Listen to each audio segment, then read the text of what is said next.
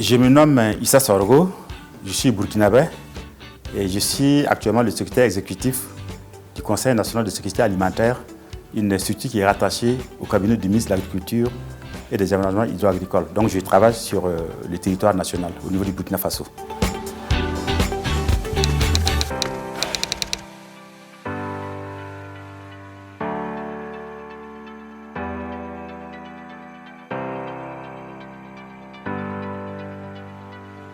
Alors, j'ai pour mission essentielle, premièrement, la coordination et l'animation du dispositif de prévention et de gestion des crises alimentaires et nutritionnelles.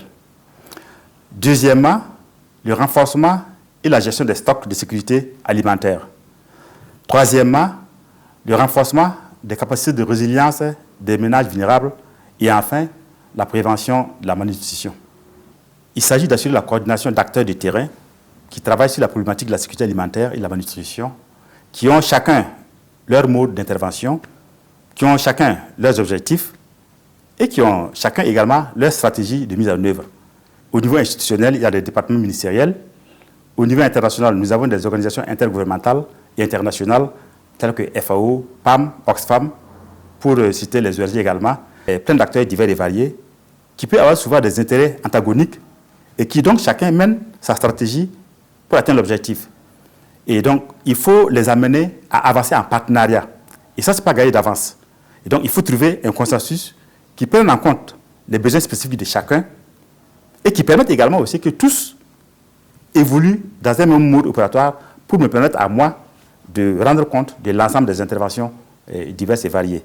Et donc, ça nécessite vraiment que l'on soit perspicace et que l'on soit efficace dans l'analyse des intérêts en jeu. Et le champ dans lequel j'opère, effectivement, est comme une arène politique où les acteurs ayant des reçus d'action différentes, diverses et variées, mènent des stratégies pour atteindre leurs objectifs. La formation du CEDEL permet effectivement, en tant que praticien du développement, de pouvoir comprendre la scène d'action et donc d'opérer ce qu'on appelle une analyse stratégique, mettant en nu la nature des acteurs, leurs reçus d'action, ça veut dire les moyens dont ils disposent pour mettre en œuvre leurs activités, les stratégies qu'ils élaborent et la mise en œuvre des activités afin d'atteindre les objectifs. Et ça, c'est des qualités de management que nous avons acquises au niveau du CEDEL et qui permettent donc de pouvoir s'adapter à chaque circonstance et d'être opérationnel à tous les coups. Et nous étions à peu près une trentaine dans notre promotion et nous avions à peu près 6 ou 7 nationalités au sein de cette promotion. Et c'est une promotion, je crois, qui a marqué le CEDEL par la diversité des opinions, par la témérité dans nos analyses et par l'ambiance qui régnait au sein de l'équipe des étudiants et de l'équipe des enseignants.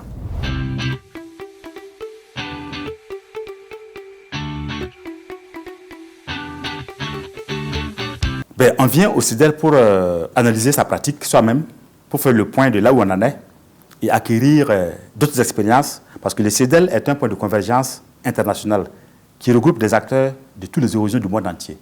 Et donc ce brassage culturel et de pratique permet de sortir enrichi à tous les points de vue.